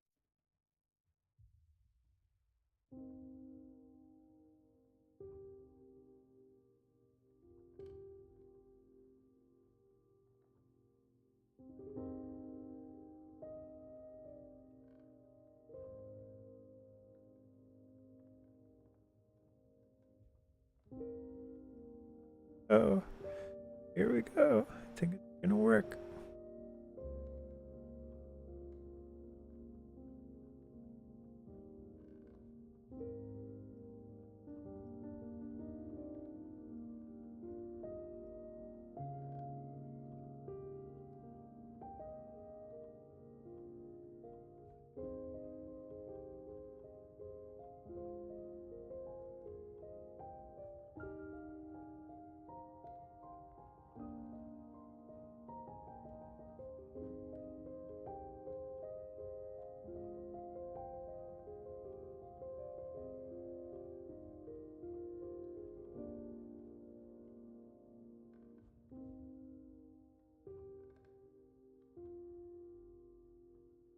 What else to talk about? I covered a lot in the stream.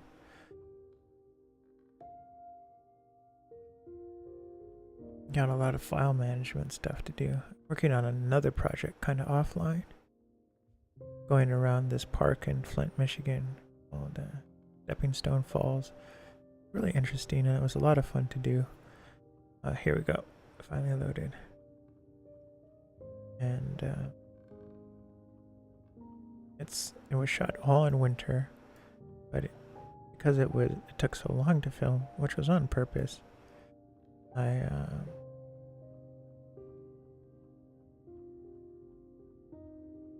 it took so long to film, there's parts of the series where it's really tons of snow and parts where it's frozen but no snow. And other parts where the lake was completely frozen over and everything. And so it's a really cool series, but it's everything edited down. It's about 2 hours no, it's about 4 hours and 30 minutes.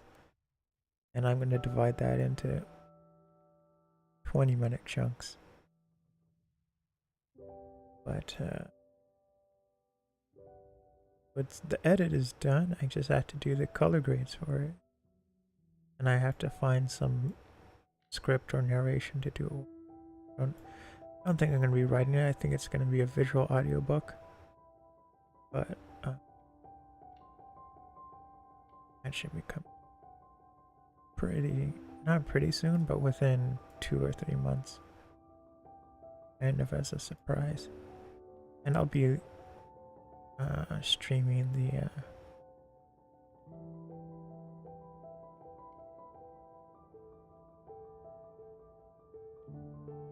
I'll be streaming it on the produced content live streams.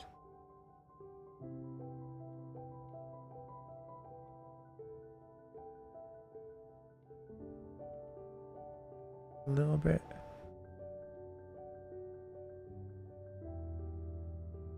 Oh.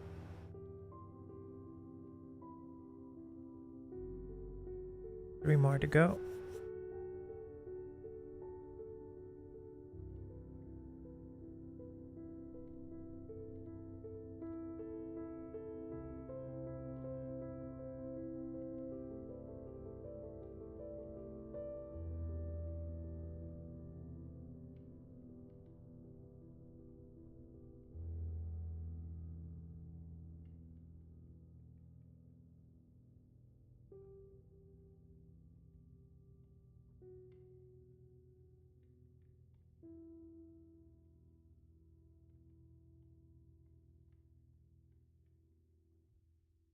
Files. The next video project we're going to be working on, Sleeping Spring. I still have one more part of a park to take photos at, but it is to be able to do that soon, probably Saturday. And then what else is there? Sleeping Spring is a big project.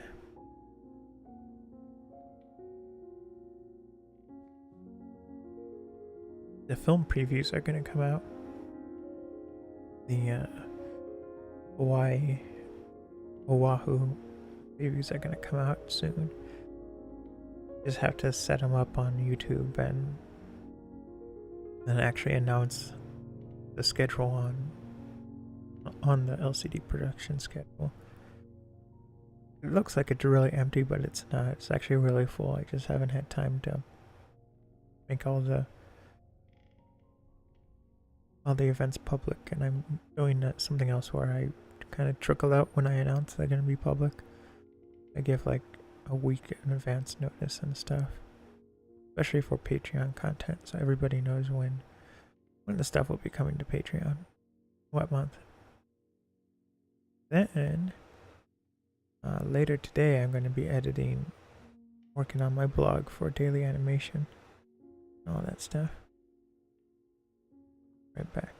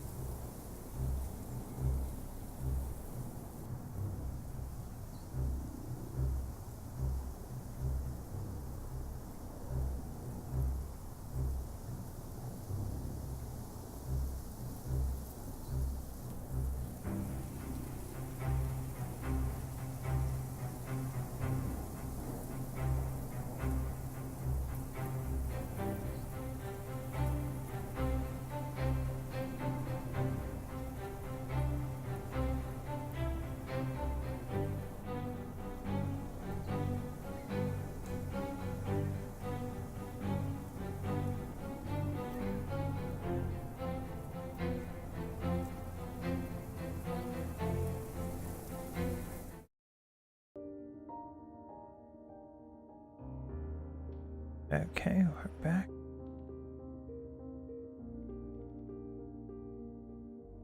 Exposure. Darks. Considerable amount.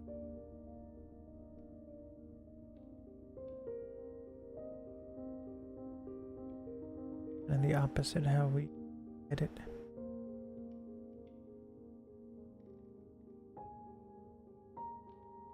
Well, opposite that we usually the curves. We're gonna bring the exposure down a lot.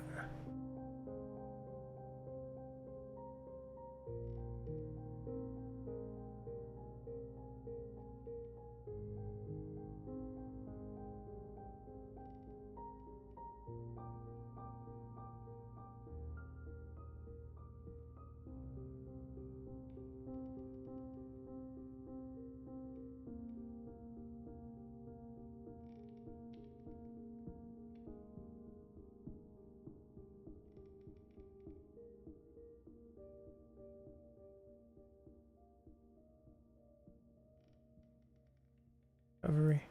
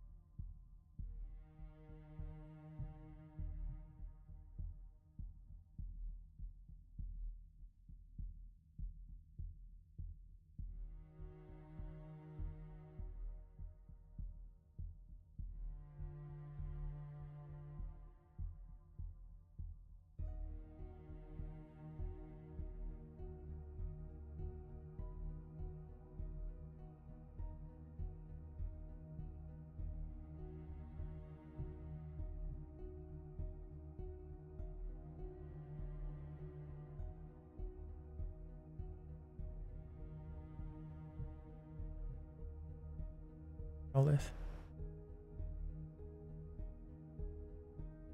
Be right back. That loads.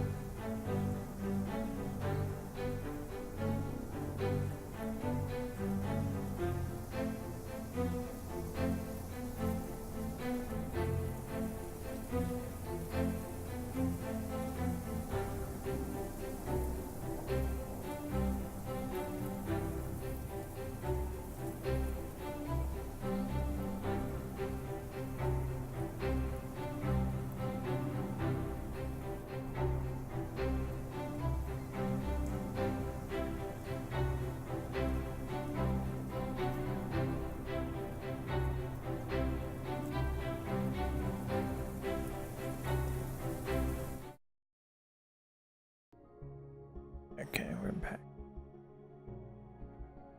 Be fast.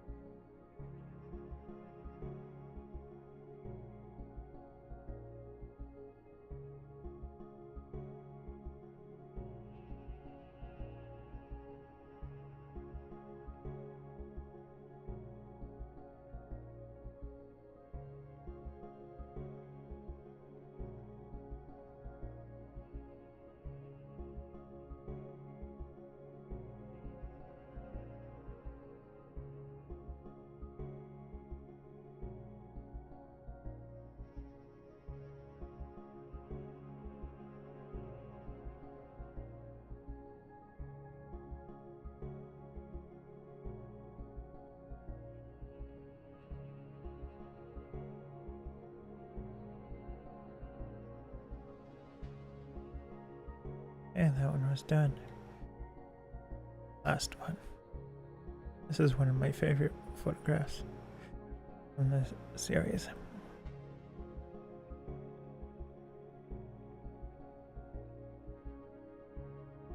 Gonna take a while to load. And I am gonna post these on social media. I'll post it to the Twitter and Facebook and Instagram. The link to the photos we edited and the before and after of one or two of them. Probably be two. Well, one photograph and the before and after photos. I post that on Facebook and Twitter. Done. I can feel it load faster. Excitedness intensifies. Intensifies.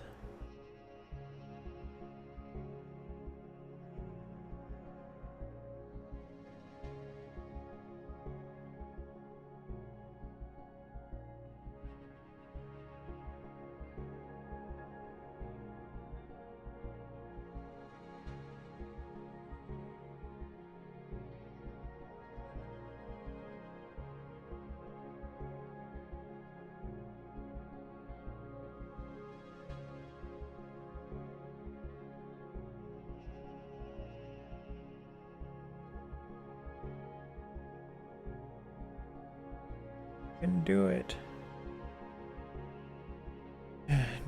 Do.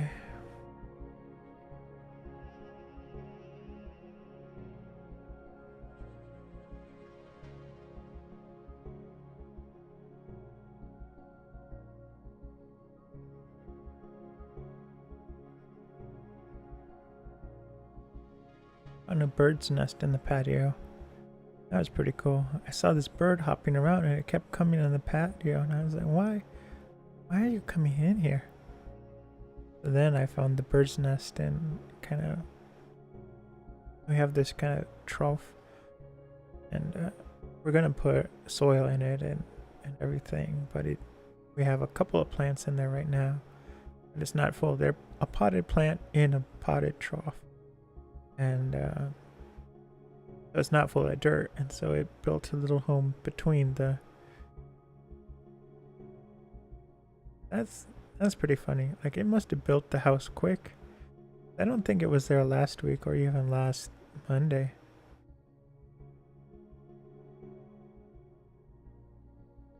And it's also weird because the dogs always, the dogs stay in the patio when they want to be outside. That bird felt secure enough to build its home right above the dogs. The dogs never noticed. It's all very suspicious.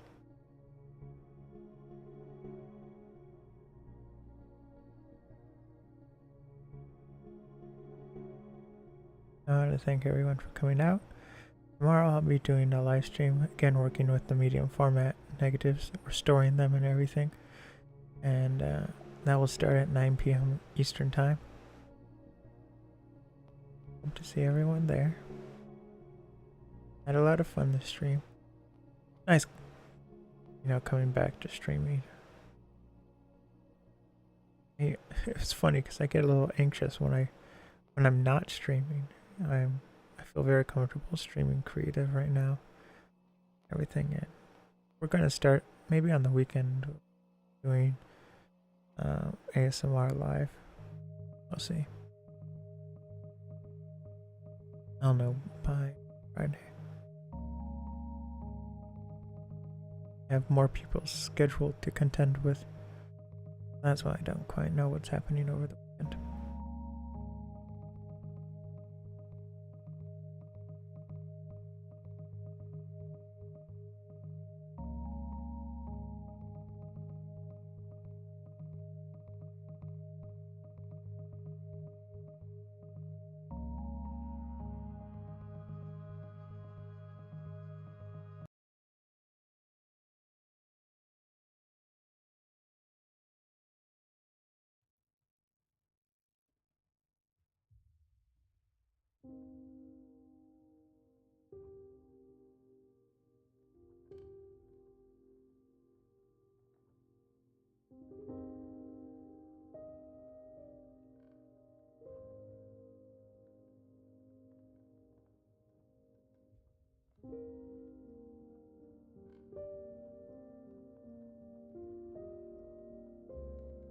Okay, here we go.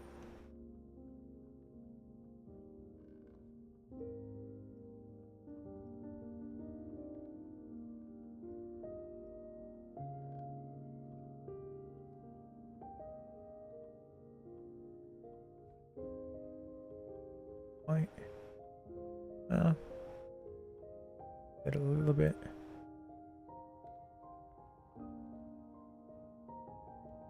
I know this is gonna fight.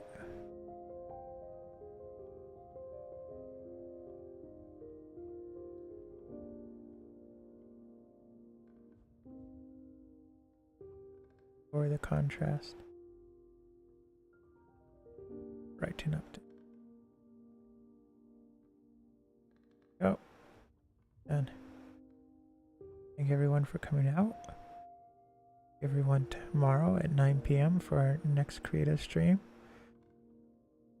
Fingers crossed, if everything goes well, we will do ASMR live on Saturday and Sunday.